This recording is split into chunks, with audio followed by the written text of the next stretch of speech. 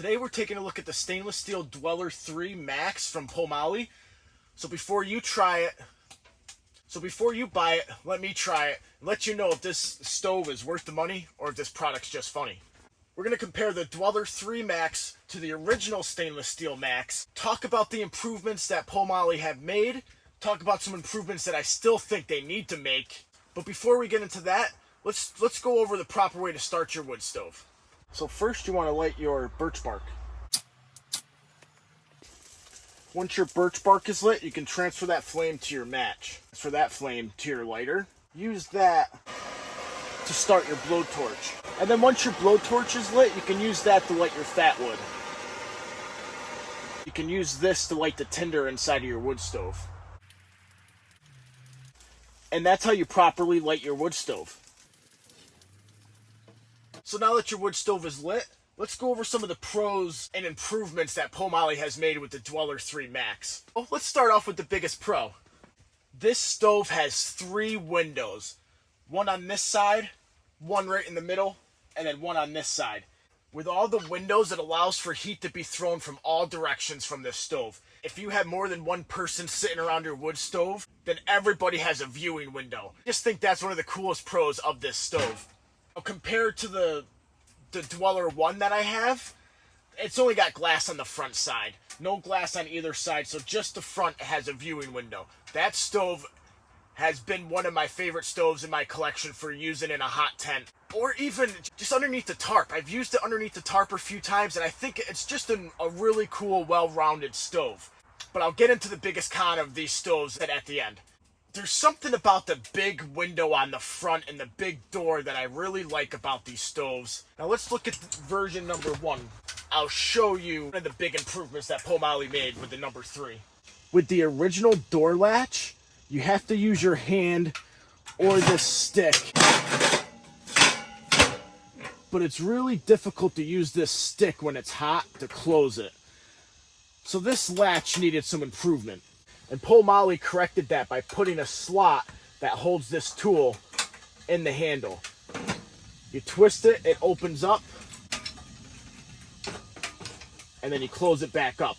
That slot is a great idea, and it makes it much easier to open and close this stove. With the original, the stove exhaust was right in the middle, which allowed you to have space on either side, but not much. With the number 3, they've moved this exhaust over to one side. As you can see here, they moved it over to one side, so you have almost the whole surface of the top of the stove to cook on. It still doesn't give you enough room to have pots completely on the stove, 2 of them. The teapot's not a huge pot, and neither is this frying pan. But they both fit on it. They're hanging off a little on both sides.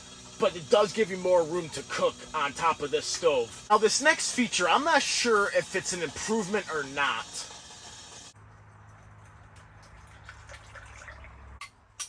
Cheers.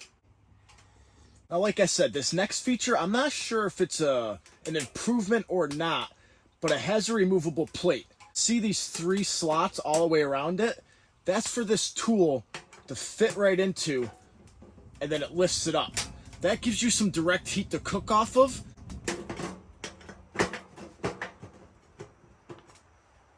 But I'm not really sure if the removable lid is necessary or not.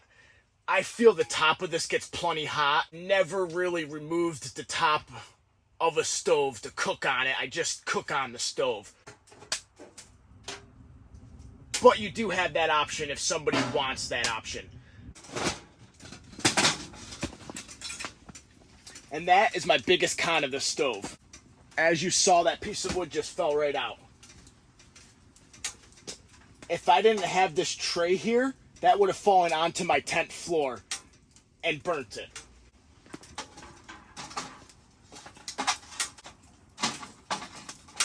Ow!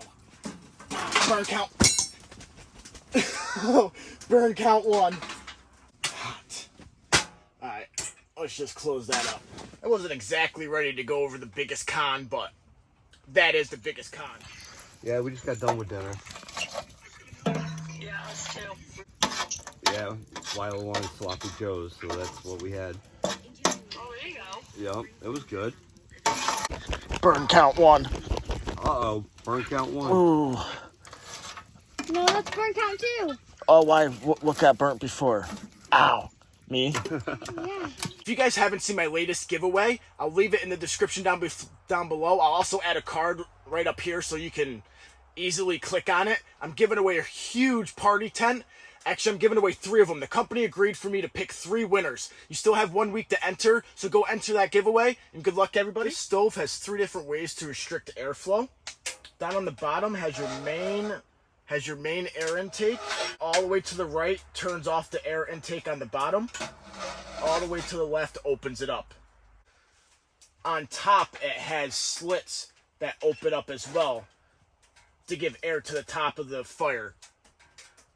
I normally keep this completely closed. In addition to those 2 air in ports, you have a damper on the chimney pipe. You can turn this and close the damper down, and that restricts the air leaving the stove, slowing your burn as well. The glass is starting to clean up. That was kind of quick. One con may be the price. This is not a cheap stove. The titanium one is even more expensive than this, but it's half the weight. This one weighs about 30 pounds, I believe. The titanium's about 15. So titanium is really cool in that it makes this stove lighter, but it also really increases the price of an already expensive stove. So price could be a con, but for what you get with this stove and how cool it is, for me, I don't think the price is a con. My arm is getting really hot. Burn count 2. Cheers. So they've improved the door handle. Now I believe they need to improve the dangerousness of coals falling out of your stove. This did not come with the stove. With my original review of the Dweller 1, I said Pomoly needs to make a tray for this stove to catch coals coming out. They haven't done that yet.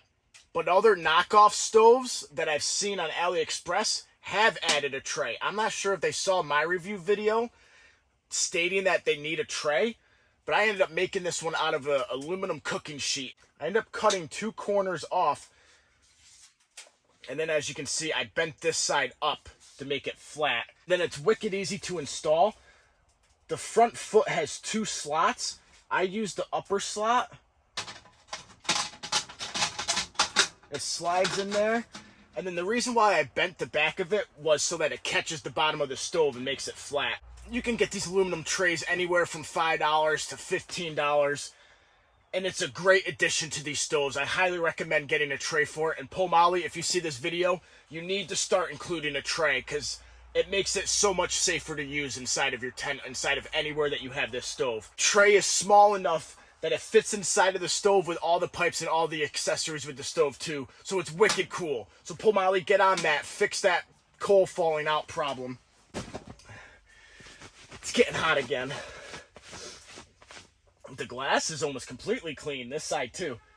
Pomoly, add a tray to the stove. And I think this is a winner, guys. This stove is freaking awesome.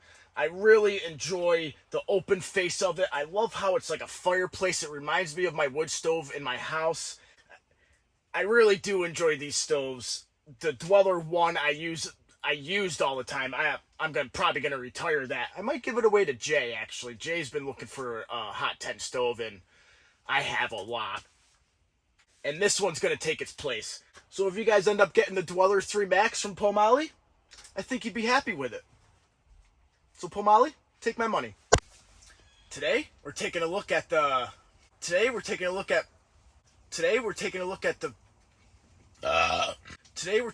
the stainless steel Today we're taking a look at the stainless steel Dweller 3